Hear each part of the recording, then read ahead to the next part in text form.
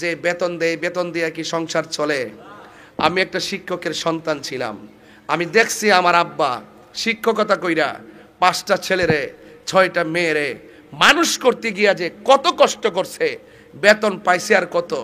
এই মানুষ করতে যাইয়া যে কত কষ্ট করছে, কোথায় থেকে খাবার, কিভাবে লেখাপড়া করবে, কিভাবে রেজিস্ট্রেশন ফি দিবে, কিভাবে ঈদ উদযাপন করবে, কিভাবে অসুস্থতার চিকিৎসা করবে, ইত্যাদি ইত্যাদি সব ভ্যারাইটিস সমস্যা বাবা কিভাবে ফেস করছে।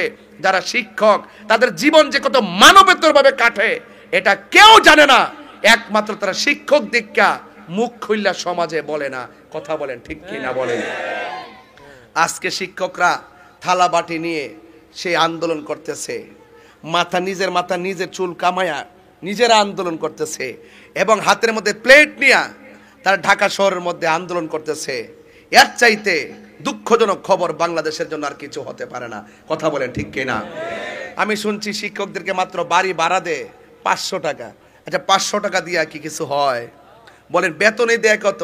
আবার আইন পাশ করে আমরা বেতন দিচ্ছি, আপনারা কেউ কোচিং করবেন না। আরে বেটা এই টাকা দিয়ে সংসার চলে না। কোচিং করে প্রাইভেট পড়াইলে তো শিক্ষকের মেধা বাড়ে। হ্যাঁ কথা কোন ঠিক কি না কোন?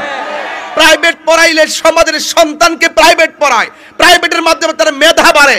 আর যে ছেলে শিক্ষকের হচ্ছে প্রাইভেট পড়বে তার পিতামাতা শিক্ষককে সম্মান করবে। তোমার গায়ে জ্বলে কেন? তোমার গায়ে এই জন্য জ্বলে, আরে শিক্ষকরা তো প্রাইভেট পড়ায়া মাত্র কিছু টাকা পায়, আর তোরা তো বাংলাদেশের কোটি কোটি টাকা দুর্নীতি করে বিদেশে পাচার করস। কথা কোন ঠিক কি না? আমার শিক্ষকরা কি টাকা পাচার করে?